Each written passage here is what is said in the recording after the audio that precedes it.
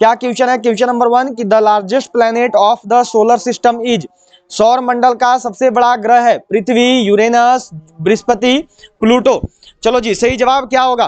तो nursing assistant का syllabus जिसको मालूम नहीं है याद रखना, जीके का 10 सवाल होता है। इसके बाद आपका सेक्शन बी में मैथ होता है जहां पर 5 सवाल होता है। फिर सेक्शन सी में फिजिक्स होता है जिसका 5 सवाल होता है। फिर केमिस्ट्री होता है जिसका देखो 15 सवाल होता है। फिर बायोलॉजी होता है जिसका 15 सवाल होता है। टोटल 50 सवाल होते हैं और एक सवाल जो है 4 नंबर का होता है। टोटल 200 नंबर का आपका पेपर होता है। ठीक है, चलिए, सौर मंडल का सबसे बड़ा ग्रह सभी लोग जानते हैं कौन सा है? बृहस्पति है। ठीक है, ध्यान में रखना। और यही अगर यहां पर आपसे पूछेगा कि सबसे छोटा ग्रह, तो ये सबको मालूम है, मैंने बहुत बार पढ़ाया है, बुध होता है। ठीक है, ध्यान में रखिएगा सब कोई। चलिए चलेंगे अगला सवाल पर, नेक्स्ट क्वेश्चन देखेंगे। अगला सवाल देखो क्या दिया है कि निम्न में से किस क्षेत्र में उत्कृष्ट योगदान के लिए गोल्डमैन पुरस्कार दिया जाता है? जनसंख्या नियंत्रण, पर्यावरण संरक्षण, ऊर्जा संरक्षण। डी में देखो विज्ञान की लोकप्रियता। किसके लिए जो है देखो गोल्डमैन पुरस्कार मिलता है? किसका में जो है आपका उत्कृष्ट प्रदर्शन के लिए जो है गोल्डमैन पुरस्कार से नवाजा जाता है? तो यह देखो होता है पर्यावरण संरक्षण के लिए। ठीक है, ऑप्शन नंबर बी यहाँ पर सही है। जितना भी लोग का जवाब बी को गया है ना, बिल्कुल सही क्यों, बहुत शानदार, बहुत बढ़िया। चलो जी, अगला सवाल आपके सामने है कि on which day United Nation day falls, संयुक्त राष्ट्र दिवस किस दिन होता है? 24 अक्टूबर, 14 अक्टूबर, 2 अक्टूबर, 30 अक्टूबर। क्या होगा सही जवाब? जल्दी से सभी लोगों को शेयर करना है क्लास को, अपना जितना भी नर्सिंग असिस्टेंट का दोस्त है सभी तक इस क्लास को पहुंचा दो, ताकि देखो जितना ज्यादा बच्चा नर्सिंग असिस्टेंट के क्लासेस से जुड़ेंगे उतना ही ज्यादा आपकी और अच्छी क्लासेज ले के आ पाऊंगा मैं। तो जल्दी से सभी लोग शेयर कर दो क्लास को, सेशन को। संयुक्त राष्ट्र दिवस किस दिन होता है? तो याद रखनी है 24 अक्टूबर को होता है। ऑप्शन नंबर ए बिल्कुल सही होगा। ठीक है, ए वालों का जवाब बिल्कुल सही है, बहुत शानदार, बहुत बढ़िया। अगला सवाल है कि सन 1919 में जालियांवाला बाग में सार्वजनिक सभा पर गोलियां चलाने का आदेश किसने दिया था? लॉर्ड हार्डिंग, मोटागवे, जनरल डायर, लॉर्ड चेम्सफोर्ड। किसके द्वारा जो है देखो आदेश दिया गया था सन 1919 में जो है सार्वजनिक सभा पर गोलियां चलाने के लिए? यह आदेश किसने दिया? यह जो आदेश है, यह आदेश किसके द्वारा दिया गया है? इस सवाल का सही जवाब क्या होगा? तो यह जो आदेश है, इस आदेश को देखो दिया था जनरल ओ डायर ने। ऑप्शन नंबर सी बिल्कुल सही होगा, बहुत बढ़िया, सी वाले बिल्कुल सही है, बहुत अच्छा। चलो जी, अगला सवाल आपके सामने है। यहाँ पर यह देखो आपको दिया गया है, नेक्स्ट क्वेश्चन मिला है आपको। 5 नंबर सवाल देखो क्या है कि इलेक्ट्रिसिटी वॉज इन्वेंटेड बाय, बिजली की खोज के द्वारा की गई? बेंजामिन फ्रैंकलिन के द्वारा, ग्राहम बेल के द्वारा, आइजैक न्यूटन के द्वारा, या फिर मार्कोनी के द्वारा? जो बिजली का खोज है ये किसने किया? जो बिजली का खोज है यह किसके द्वारा किया गया? इस सवाल का सही जवाब क्या होगा? चलो जल्दी से सब लोग जवाब दोगे और बताओगे बिजली का खोज किसने किया है? तो यह देखो किया है बेंजामिन फ्रैंकलिन ने। ठीक है, ए वालों का जवाब यहाँ पर सही है। जितना भी लोग ए को किए हैं बिल्कुल सही बताए हो, बहुत शानदार, बहुत बढ़िया। चलो जी, अगला सवाल देखेंगे। अगला सवाल आपके सामने है देखो कि the Indian institute of science is located at, भारतीय विज्ञान संस्थान में स्थित है नई दिल्ली में, बेंगलुरु में, हैदराबाद में, या फिर चेन्नई में? जो भारतीय विज्ञान संस्थान है यह कहां पर स्थित है? जो भारतीय विज्ञान संस्थान है ये कहां पे है? चलिए बिल्कुल सही, सभी लोग अपना अपना जवाब देंगे और बताएंगे जो भारतीय विज्ञान संस्थान है यह कहां पर है। इस सवाल का सही जवाब क्या होगा? तो जो भारतीय विज्ञान संस्थान है यह देखो आपका बेंगलुरु में है। बी वालों का जवाब यहाँ पर सही है, बहुत बढ़िया। जितना भी लोग बी को किए हो बिल्कुल सही बताए हो, बहुत अच्छे। चलो जी, अगला सवाल क्या है देखो यहाँ पर कि which of the following countries is not a member of UNO, इनमें से कौन सा देश संयुक्त राष्ट्र संघ का भाग नहीं है? वेटिकन सिटी, स्विट्जरलैंड, बहमास, अगला है देखो मॉरिशियस। निम्न में से वह कौन सा देश है जो कि आपका संयुक्त राष्ट्र संघ का भाग नहीं है? इस सवाल का सही जवाब क्या होगा? चलिए बिल्कुल सही, सब लोग को जवाब देना है और बताना है संयुक्त राष्ट्र संघ का भाग कौन सा देश नहीं है। सही जवाब क्या होगा? तो वह देश जो कि देखो संयुक्त राष्ट्र संघ का भाग नहीं है वह देश है आपका Vatican city. Option number A बिल्कुल सही है। ठीक है, इसके साथ साथ याद रखना है देखो जो वेटिकन सिटी है ये सबसे छोटा देश भी है। ठीक है, सब लोग ध्यान में रखेंगे, पूछा जाएगा सबसे छोटा देश तो याद रखना है वेटिकन सिटी को बोलते हैं। चलिए चलते हैं अगला सवाल पर। 8 नंबर सवाल है देखो आपके सामने, यहाँ पर यह दिया गया है कि which of the following latitude passes through India, कौन सी अक्षांश रेखा भारत से गुजरती है? इनमें से कोई नहीं, भूमध्य कर्क रेखा, डी में है देखो मकर रेखा। वह कौन सी अक्षांश रेखा है जो कि भारत से गुजरती है? भारत से होकर गुजरने वाली अक्षांश रेखा कौन सी है? चलो जी बिल्कुल सही, सब लोग करना और बताना। भारत से होकर गुजरने वाली अक्षांश रेखा कौन सी है? तो भारत से होकर जो अक्षांश रेखा गुजरती है वह रेखा है देखो कर्क रेखा। कितना राज्य से होकर गुजरती है? तो याद रखना है देखो 8 राज्य से होकर गुजरती है, ठीक है। चलिए अगला सवाल आपके सामने है, देखो 9 नंबर सवाल जो है आपको यहां पर दिया गया है। क्या सवाल है कि which of the following countries does not have written constitution? निम्न में से किस देश का लिखित संविधान नहीं है? फ्रांस का, इंग्लैंड का, बेल्जियम का या फिर रसिया, रूस का? निम्न में से वह कौन सा देश है जिसका देखो संविधान लिखा हुआ नहीं है, जिसका मतलब लिखित संविधान के रूप में वो नहीं है? चलिए क्या होगा सही जवाब? तो याद रखनी है, वह देश जिसका लिखित संविधान नहीं है वह देश है देखो इंग्लैंड, ठीक है।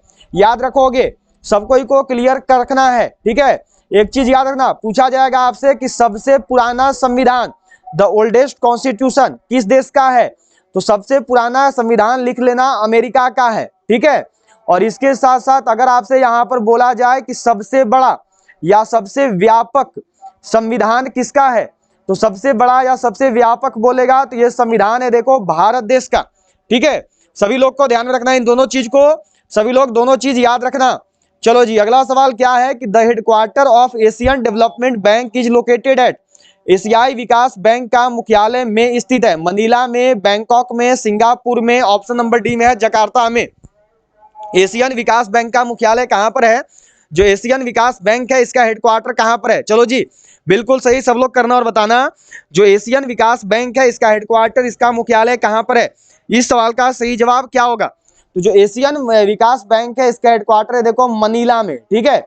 ए वालों का जवाब बिल्कुल सही है, बहुत बढ़िया, ए वाले सही है। तो देखो सेक्शन ए आपका हो चुका है जिसमें जीके के 10 सवाल नर्सिंग असिस्टेंट के पूछे जाते हैं, ठीक है। अब सेक्शन बी रहेगा। सेक्शन बी में याद रखना देखो मैथ के टोटल 5 सवाल होते हैं 11 से 15 तक, ठीक है। तो अभी जो है देखो हम लोग मैथ नहीं बनाएंगे, मैथ हम लोग आगे बनाएंगे। अभी चलते हैं, मैथ 5 क्वेश्चन आपका होता है, ठीक है। 5 क्वेश्चन आते हैं, देख लो सवाल भी इजी होते हैं, कोई ज्यादा टफ सवाल नहीं होते हैं, 5 क्वेश्चन होते हैं। अभी चलते हैं सेक्शन सी में जहां पे आपका फिजिक्स रहेगा, ठीक है। फिजिक्स है क्वेश्चन नंबर 16 to 20, भौतिक विज्ञान प्रश्न क्रमांक 16 से 20 तक। क्या है कि किसी उष्मा का स्थानांतरण उच्च ताप से निम्न ताप को जिसके अणु का वास्तविक द्रव्यमान गति द्वारा होता है उसको क्या बोलते हैं? संचालन, इनमें से सभी, संवहन, डी में है देखो विकिरण। चलिए जी सही जवाब क्या होगा? बिल्कुल सही, सब लोग को करना और बताना है। जितना भी लोग देखो अभी तक भी शेयर नहीं किए हो तो जल्दी से शेयर कर दो, सभी लोगों को लाइक कर देनी है क्लास को, सेशन को। और जिन्होंने भी चैनल को सब्सक्राइब नहीं किया है वो सभी सब्सक्राइब करके बेल आइकन को ऑल पर जरूर सेट रख लेंगे, ठीक है। किसी उष्मा का स्थानांतरण उच्च ताप से निम्न ताप में होने पर इसको देखो संवहन बोलते हैं, ठीक है। ऑप्शन नंबर सी जो है बिल्कुल सही है, बहुत बढ़िया, सी वाले बिल्कुल सही है, बहुत अच्छे। चलो जी 17 नंबर सवाल है, the law of inertia is also called as? जड़ता का नियम को भी कहा जाता है न्यूटन का चौथा नियम, न्यूटन का पहला नियम, न्यूटन का तीसरा नियम, न्यूटन का दूसरा नियम। जो जड़ता का नियम है उसको किस नियम के अनुसार जानते हैं? जड़त्व के नियम को एक और किस नियम के नाम से जाना जाता है? चलिए जल्दी से सभी लोग को जवाब देनी है और बतानी है। जड़त्व का जो नियम है उसको एक और किस नाम से जानते हैं, उसको एक और क्या बोला जाता है? चलिए जी सही जवाब क्या होगा? बिल्कुल सही, सब लोग को करना है और बताना है। तो जो जड़त्व का नियम है इसको देखो न्यूटन का पहला नियम भी बोलते हैं, ठीक है। और याद रखिएगा अगर बोले कि गुरुत्वाकर्षण का नियम किस नियम से मिलता है तो याद रखना है जो गुरुत्वाकर्षण का नियम है यह देखो न्यूटन के पहले नियम से मिलता है, ठीक है। ध्यान में रखेंगे सब कोई। चलिए अगला सवाल है कि समुद्र तल से ऊंचाई मापने वाले यंत्र को किस नाम से जाना जाता है?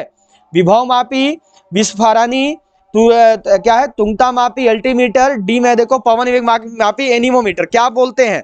चलिए जल्दी सबको बताएंगे। समुद्र तल से ऊंचाई मापने वाले यंत्र को जो है किस नाम से जाना जाता है? समुद्र तल से जिसका ऊंचाई माप सकते हैं उस यंत्र को क्या बोलते हैं? तो समुद्र तल से ऊंचाई मापे जाने वाले यंत्र को जो है देखो अल्टीमीटर के नाम से जाना जाता है। ऑप्शन नंबर सी बिल्कुल सही है, बहुत बढ़िया, सी वाले बिल्कुल सही किए हो, बहुत अच्छे। चलो जी 19 नंबर सवाल है, SI unit of frequency is? आवृत्ति की एसआई इकाई क्या है? मीटर पर सेकेंड, मीटर, हर्ट्ज, मीटर प्रति सेकेंड स्क्वायर। आवृत्ति का एसआई मात्रक क्या होता है? आवृत्ति का एसआई यूनिट क्या है? चलिए बिल्कुल सही, सब लोग को करना और बताना है। आवृत्ति की एसआई मात्रक, आवृत्ति की एसआई यूनिट को क्या कहा जाता है? बिल्कुल सही, सब लोग करना और बताना। आवृत्ति का एसआई मात्रक, आवृत्ति का एसआई यूनिट क्या है? तो ये देखो ऑप्शन सी हर्ट्ज होता है, ठीक है। सी वाले बिल्कुल सही है, बहुत बढ़िया, सी वालों का जवाब बिल्कुल सही है, बहुत अच्छे। चलो जी, अगला सवाल है कि सूर्योदय और सूर्यास्त के समय सूर्य के लाल रंग का कारण क्या होता है? नीले रंग का प्रकीर्णन कम होना, लाल रंग का प्रकीर्णन कम होना, लाल रंग का प्रकीर्णन सबसे अधिक होना, सभी रंगों का समान रूप से प्रकीर्णित होना। चलिए सही जवाब क्या होगा? तो एक चीज याद रखना कि जो लाल रंग है, ठीक है, नोट करोगे, लाल रंग का तरंगदैर्ध्य सबसे अधिक होता है। ठीक है, क्या अधिक होता है? तो लाल रंग का जो तरंगदैर्ध्य है, नोट करिएगा सबको, लाल रंग का जो, इसको देखने में दिक्कत हो रहा है, देखो जो लाल रंग का तरंगदैर्ध्य है, ठीक है, वो याद रखना सबको, सबसे अधिक होता है। ठीक है, नोट कर लो सबसे पहले यहाँ पे, लाल रंग का जो तरंगदैर्ध्य है यह देखो सबसे अधिक होता है। ठीक है, तो जिसका तरंगदैर्ध्य देखो सबसे अधिक होगा ना, उसका जो प्रकीर्णन होगा वो कम होगा। ठीक है, नोट कर लेना सब कोई, जिसका तरंगदैर्ध्य अधिक हो जाएगा, जैसे में लाल रंग का तरंगदैर्ध्य सबसे अधिक होता है तो इसका जो प्रकीर्णन है वह देखो सबसे कम होगा।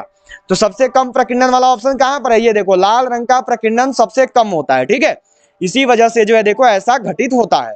हो गया, यहां पर यह देखो दिया गया है बायोलॉजी है। ठीक है, सेक्शन डी में बायोलॉजी दिया गया है, केमिस्ट्री नहीं, बायोलॉजी का सवाल है। सेक्शन ई में आपका केमिस्ट्री रहेगा। चलिए क्या सवाल है? बायोलॉजी, क्वेश्चन नंबर 21 to 35, जीव विज्ञान, प्रश्न क्रमांक 21 से 35 तक। क्या है कि निम्न में से कौन सी एंजाइम है जो लाल रक्त कोशिकाओं को कार्बन डाइऑक्साइड और जल के बीच की प्रतिक्रिया दर को बढ़ाता है? सही जवाब क्या होगा? चलिए बिल्कुल सही सब लोग करेंगे और बताएंगे, बिल्कुल सही सभी लोग का आंसर जो है यहां पर आना चाहिए। चलिए सही आंसर क्या है? एल्डिनाइड साइक्लोज, कार्बनिक सिंथेट्स, अल्कनाइन फॉस्फेट या फिर कार्बनिक एनहाइड्रेज। तो जो सही जवाब है यह देखो होता है ऑप्शन डी, कार्बनिक एनहाइड्रेज। ठीक है, डी वालों का जवाब यहां पर सही है, बहुत बढ़िया, डी वाले बिल्कुल सही हो, बहुत अच्छे। 22 नंबर सवाल है कि सजीवों का 5 जगत वर्गीकरण किसने किया?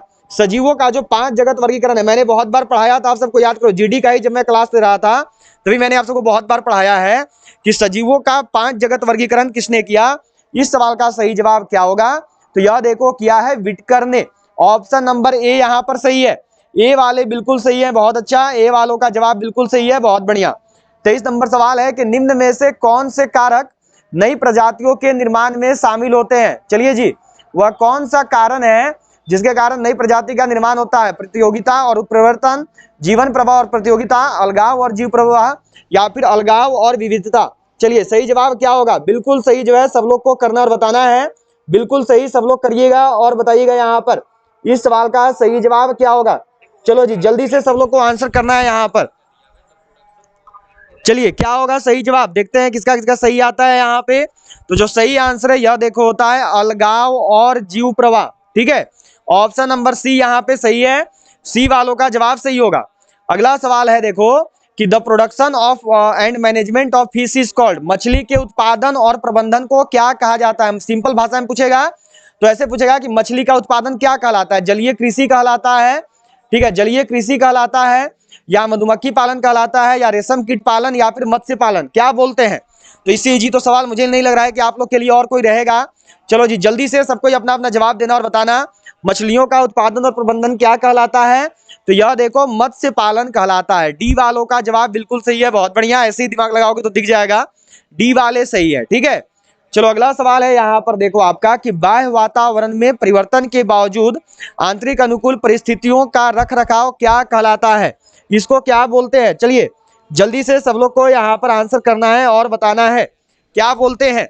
जब बाह्य वातावरण में परिवर्तन होगा लेकिन उसके बावजूद अंदर में देखते होगे सब्जी ये सब अच्छा से रखा रहता है और एक रूम बनाया जाता है जहां पर अच्छे से ये सब स्टोर हो पाते हैं, उसको क्या बोलते हैं? तो उसको याद रखना, देखो होम्योस्टेटिस बोलते हैं। ठीक है, समस्थैतिकी बोलते हैं। ए वालों का जवाब यहाँ पर सही है, ए वाले जो है बिल्कुल सही है, बहुत बढ़िया, ए वालों का आंसर सही है 25 नंबर में, बहुत अच्छे। चलिए अगला सवाल देखो क्या दिया हुआ है, नेक्स्ट क्वेश्चन मिला है यहाँ पर आपको, the study of inheritance and variation is called, वंशागति और विविधताओं के अध्ययन को क्या कहते हैं? चलिए जी, वंशागति और विविधताओं का अध्ययन क्या कहलाता है? फाइजियोजेनी, क्रमिक विकास, अनुवांशिकी विज्ञान या फिर परिस्थितिकी। चलिए सही जवाब क्या होगा? बिल्कुल सही करना और सबको बताना है कि वंशागति और विविधताओं का अध्ययन क्या कहलाता है? वंशागति और विविधताओं के अध्ययन को क्या बोलते हैं? तो इसको याद रखना, इसको जो है देखो अनुवांशिक विज्ञान बोला जाता है। ठीक है, ऑप्शन नंबर सी बिल्कुल सही है, बहुत बढ़िया, सी वालों का जवाब सही है, बहुत अच्छे। चलो 27 नंबर सवाल है कि निम्न में से कौन सा कोशिका अंग को पावर हाउस शक्तिगृह कहते हैं? गोल्जी उपकरण, लाइसोसोम, राइबोसोम, माइटोकॉन्ड्रिया। ये सवाल आप सब पढ़े, इसमें पूछा गया है कि कोशिका का शक्तिगृह, पावर हाउस ऑफ कोशिका किसको बोलते हैं? मैंने बहुत बार देखो जीडी वाला में आप सबको पढ़ाया था, जब साइंस का क्लास लिया था तो उसमें। चलिए जी, क्या होगा सही आंसर? क्या है? पावर हाउस किसको बोलते हैं? कोशिका का शक्तिगृह कौन कहलाता है? कोशिका का शक्तिगृह जो है किसको बोला जाता है? क्या आंसर कर रहे हो? बिल्कुल सही आना चाहिए इसमें।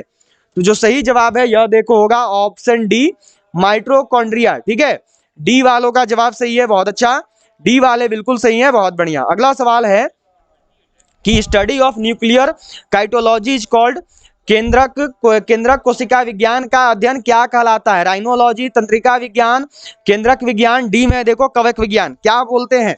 चलिए जल्दी से जो है सब लोग अपना अपना आंसर करेंगे और बताएंगे कि केंद्रक कोशिका विज्ञान का अध्ययन क्या कहलाता है। जो केंद्रक कोशिका विज्ञान का अध्ययन है इसको क्या बोलते हैं? तो इसको याद रखना है, इसको देखो केंद्रक विज्ञान बोलते हैं। ठीक है, सी वाले सही है, बहुत बढ़िया, सी वालों का जवाब बिल्कुल सही है, बहुत अच्छे। चलो अगला सवाल है, यहाँ पर देखो 29 नंबर सवाल है, iodised salt is useful for mens because it, मनुष्य में आयोडाइज नमक क्यों उपयोगी होता है? बुढ़ापे की प्रक्रिया को धीमा करना, थायराइड ग्रंथि का नियंत्रण, अगला है देखो पाचन में सुधार, अगला है देखो बाल गिरने से रोकता है।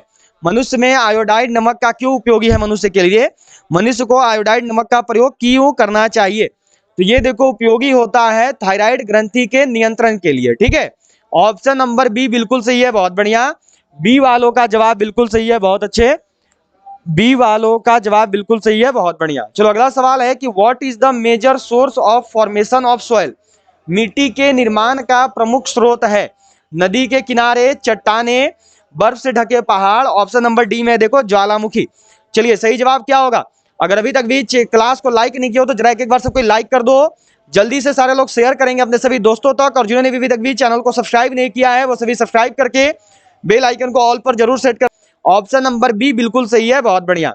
31 नंबर सवाल है, what is the basic feature of skeleton muscle, कंकाल की मांसपेशियों की मूल विशेषता क्या है? चलिए जल्दी से जो है सब लोग को आंसर करना और बताना है, सही आंसर क्या होगा? कंकाल की मांसपेशियों की मूल विशेषता। तो ये सवाल यहाँ पर आपके लिए होमवर्क रहेगा आज का। ठीक है, इसका जो जवाब है सभी लोग कमेंट बॉक्स में करोगे और बताओगे कि सवाल का सही जवाब क्या है, बिल्कुल सही सब लोग को करना है और बताना है। ठीक है, ये आपके लिए देखो आज का होमवर्क है। चलो जी अगला सवाल देखो, यहाँ पर क्या दिया गया है आपको कि xerophthalmia is caused in man due to deficiency of, मनुष्य में जेरोपथलमिया किसकी कमी के कारण होता है? चलिए जी सही जवाब क्या होगा? जल्दी से जो है सब लोग को यहाँ पर जवाब देना और बताना है, calcium, vitamin D, vitamin A या फिर विटामिन बी12। सही आंसर क्या है? जो जेरोपथलमिया है ये किसकी कमी के कारण होता है? तो जो जेरोपथलमिया है यह देखो होता है विटामिन ए के कारण। ऑप्शन नंबर सी यहाँ पर सही है, सी वाले बिल्कुल सही है, बहुत अच्छे। अगला सवाल है 33 नंबर देखो कि RH factor was developed by whom, RH factor की खोज किसने की थी? लैंडस्टर और विनर ने, विलियम हार्वे ने, माल पिघी ने, ऑप्शन नंबर डी में देखो इनमें से कोई नहीं। चलिए जी सही जवाब क्या होगा? सही आंसर क्या है? आरएच फैक्टर का जो खोज है ये किसके द्वारा किया गया? आरएच फैक्टर की जो खोज है ये किसने की? तो याद रखिएगा यह देखो क्या है, कार्ल लैंडस्टर एंड विनर ने। ठीक है, ऑप्शन नंबर ए बिल्कुल सही है, बहुत अच्छा, ए वालों का जवाब सही है। चलो अगला सवाल है कि इचियोलॉजी जंतु विज्ञान की वह शाखा है जो के अध्ययन से संबंधित है? डायनासोर, कुत्ता, हाथी, ऑप्शन नंबर डी में देखो मछली। चलिए सही जवाब क्या होगा? क्या है सही आंसर? इथियोलॉजी बताना है। इथियोलॉजी जंतु विज्ञान की वह शाखा है जिसमें किसका अध्ययन किया जाता है? तो याद रखिएगा इथियोलॉजी में देखो मछलियों का अध्ययन करते हैं। ऑप्शन नंबर डी बिल्कुल सही है, बहुत बढ़िया, डी वाले बिल्कुल सही है, बहुत अच्छे। चलिए 35 नंबर सवाल देखो आपके सामने है, यहाँ पर जल्दी से सब लोग करते चलेंगे और बताते चलेंगे। क्या सवाल है कि 20वीं सदी के डार्विन किसको कहा जाता है? अर्निस्ट मेयर को, टीओ डायमर को, आरएच वटकर को या फिर डीजे विनिस्की को? क्या होगा सही जवाब? 20वीं सदी का डार्विन किसको बोलते हैं? 20वीं सदी का डार्विन कौन कहलाता है? तो याद रखोगे यह देखो अर्नेस्ट मेयर को कहते हैं। ऑप्शन नंबर ए बिल्कुल सही है, बहुत बढ़िया। सेक्शन डी से देखो, अब यहाँ से आपका केमिस्ट्री दिया हुआ है। क्या सवाल है? केमिस्ट्री से शुरू कर रहे हैं। ये देखो आपको यहाँ पर दिया गया है कि solid can be classified as, ठोस को किस रूप में वर्गीकृत किया जा सकता है? चलिए जो ठोस है, ठोस को किस रूप में वर्गीकृत कर सकते हैं? जो ठोस है इसको देखो किस किस रूप में हम लोग बांट सकते हैं? इसका जो है किस किस रूप में वर्गीकरण किया जा सकता है? सही जवाब क्या होगा? चलिए बिल्कुल सही सब लोग को करना है और बताना है यहाँ पर कि इस सवाल का सही जवाब क्या होगा। तो याद रखना, देखो यहाँ पर एक चीज आपको याद रखनी है कि ये देखो क्रिस्टलीय और अक्रिस्टलीय दोनों होता है, ठीक है। तो यहाँ पे ऑप्शन देने में गलती हुआ है, देखो क्या बोला ए और बी, तो ए में तो कुछ लिखा ही नहीं, तो ए और बी कैसे हो गया, बल्कि यहाँ पर होना चाहिए था बी और सी, ठीक है। ये यहाँ पर बी और सी मिस्टेक हुआ है लिखने में, इनको बी और सी होगा, ठीक है, क्रिस्टलीय और अक्रिस्टलीय। तो सही जवाब होगा ऑप्शन ए, बी एंड सी यहाँ पर ऑप्शन में होता, ठीक है। ऑप्शन देने में जो है देखो इन्होंने मिस्टेक कर दिया था।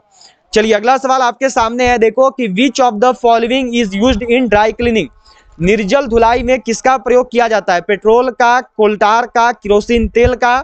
ऑप्शन नंबर डी में है देखो जल का। चलिए सही जवाब क्या होगा? बिल्कुल सही जो है सब लोग करेंगे और बताएंगे कि इस सवाल का जो है सही जवाब क्या है। निर्जल धुलाई में जो है किसका प्रयोग करते हैं? सही आंसर क्या होगा? निर्जल धुलाई में जो है किसका यूज किया जाता है? तो यह देखो यूज करते हैं पेट्रोल का, ठीक है। ऑप्शन नंबर ए यहाँ पे सही है, ए वालों का जवाब बिल्कुल सही है, बहुत बढ़िया, ए वाले परफेक्ट हो। चलो जी अगला सवाल है, देखो ज्यादा टफ नहीं है आपके लिए, केमिस्ट्री काफी इजी दे रखा है। चलिए क्या दिया हुआ है कि the ore of iron is, लोहे का अयस्क है, मैग्नेटाइट, बॉक्साइट, डोलोमाइट, अगला है देखो एंग्लेसाइट। सही जवाब क्या होगा? चलिए सही आंसर क्या है? लोहा का अयस्क क्या होगा बताना है सबको और करना है कि लोहा का अयस्क क्या होता है। तो लोहा का अयस्क याद रखिएगा दो ठो होता है, एक होता है हेमाटाइट और एक होता है देखो आपका मैग्नेटाइट, ठीक है। तो क्या दिया हुआ है ऑप्शन? ऑप्शन में देखो दिया हुआ है मैग्नेटाइट, ऑप्शन नंबर ए सही है, ठीक है। बॉक्साइट किसका अयस्क है? तो बॉक्साइट देखो अयस्क होता है एल्यूमिनियम का, ठीक है। सारे लोगों को ध्यान में रखनी है ये चीज। चलो जी अगला सवाल आपके सामने है, देखो यहाँ पर क्या सवाल दिया है कि which of the following is used as lubricant? निम्न में से कौन सा स्नेहक के रूप में उपयोग किया जाता है? ग्रेफाइट, सिलिका, हीरा, आयरन ऑक्साइड। निम्न में से क्या है जिसका प्रयोग देखो स्नेहक के रूप में करते हैं? स्नेहक के रूप में जो है देखो किसका प्रयोग किया जाता है? स्नेहक के रूप में जो है देखो किसका इस्तेमाल करते हैं? चलिए बिल्कुल सही सब लोग को आंसर करना और बताना है सही जवाब क्या होगा। स्नेहक के रूप में किसका प्रयोग किया जाता है? सही आंसर क्या है? क्या आंसर किए? बिल्कुल सही सब लोग करोगे। तो स्नेहक के रूप में देखो ग्रेफाइट का प्रयोग करते हैं, ठीक है। ऑप्शन नंबर ए यहाँ पर सही है। चलिए तो 40 नंबर सवाल पर चलेंगे। 40 नंबर सवाल देखो आपका क्या दिया हुआ है, 40 नंबर क्वेश्चन है यहाँ पर, यह देखो मिला हुआ है crystalline solids can be classified on the basis of. क्रिस्टलीय ठोस को किस आधार पर वर्गीकृत किया जा सकता है? संलग्न ऊष्मा, आकार, अंतराणीय बल या फिर लंबी दूरी के क्रम। क्रिस्टलीय ठोस को जो है किस आधार पर वर्गीकृत कर सकते हैं? जो क्रिस्टलीय ठोस है इसका वर्गीकरण देखो किस आधार पर किया जा सकता है। चलिए सही जवाब क्या होगा? जल्दी से सबको ही करोगे और बताओगे। क्रिस्टलीय ठोस का जो है देखो किस आधार पर वर्गीकृत कर सकते हैं? तो याद रखना इनको देखो इंट्रोमैर्कुलर फोर्स बोलते हैं, अंतर आणविक फोर्स जो है बोला जाता है। ऑप्शन नंबर सी वाले यहाँ पर सही है। अगला सवाल है देखो कि alloy is used for making magnets.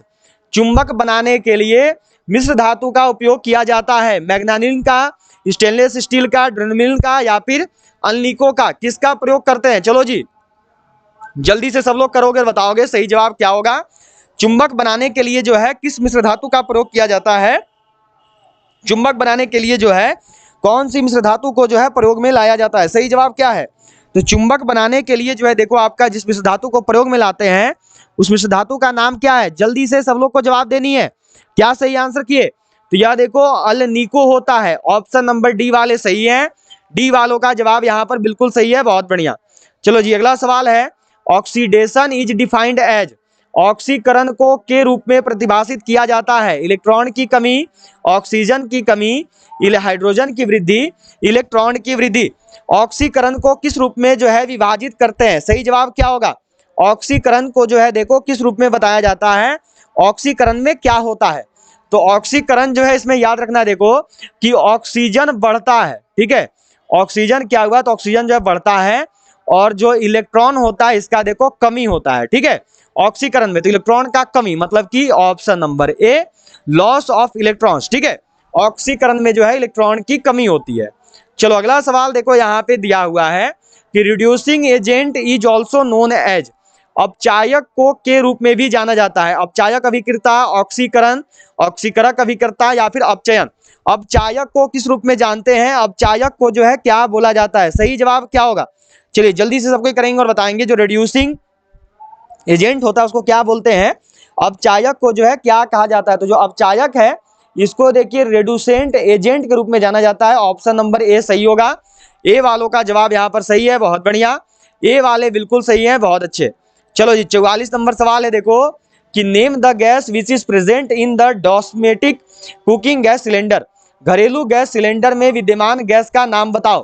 Carbon dioxide, butane, nitrogen, methane. बहुत बार मैंने सबको पढ़ाया है, जल्दी से सब लोग का जवाब आना चाहिए। सही आंसर क्या होगा? सही जवाब क्या है? घरेलू गैस सिलेंडर में जो विद्यमान गैस होता है उसको क्या बोलते हैं? उसको जो है किस नाम से जाना जाता है? सही आंसर क्या है? बिल्कुल सही करना और बताना सबको। तो घरेलू गैस सिलेंडर में मैंने सबको बताया था ब्यूटेन होता है, ठीक है। ऑप्शन नंबर बी सही है। मीथेन किस में होता है? तो मीथेन याद रखना है, देखो सेप्टिक टैंक, ठीक है, और हरित गृह गैस, इन सब में मुख्य रूप से, और फिर गोबर गैस, ठीक है, इन सब में मुख्य रूप से मीथेन होता है, ठीक है। मीथेन का सूत्र क्या है? तो मीथेन का सूत्र नोट कर लोगे CH4। नाइट्रोजन सबसे अधिक है, देखो हमारा वायुमंडल में, आप सब जानते हो कितना परसेंट? 78%। चिप्स का पैकेट में भी यही है, ठीक है, नोट कर लीजिएगा सबको, चिप्स का पैकेट में भी यही है, और हमारी मृदा में, हमारी मिट्टी में भी यही है, ठीक है। कार्बन डाइऑक्साइड याद रखना, देखो सॉफ्ट ड्रिंक मतलब कि कोल्ड ड्रिंक में पाया जाता है, ठीक है। कौन सा? तो कार्बन डाइऑक्साइड। चलो जी अगला सवाल आपके सामने है यहाँ पर। अगला सवाल देखो क्या दिया हुआ है, नेक्स्ट क्वेश्चन जो है मिला हुआ है कि जहाज और पनडुब्बियों के डिजाइन का निर्माण के आधार पर किया जाता है। पास्कल का नियम, आर्किमिडीज का सिद्धांत, बर्नौली का सिद्धांत। ऑप्शन नंबर डी में देखो आपका यहाँ पर न्यूटन गति नियम का सिद्धांत। सही जवाब क्या होगा? चलिए जी बिल्कुल सही सब लोग करेंगे और बताएंगे इस सवाल का सही जवाब क्या है, इस क्वेश्चन का जो है सही आंसर क्या है। तो ये देखो होता है आर्किमिडीज का सिद्धांत के कारण। ऑप्शन नंबर बी सही है, आर्किमिडीज प्रिंसिपल के कारण जो है ऐसा देखो होता है, ठीक है।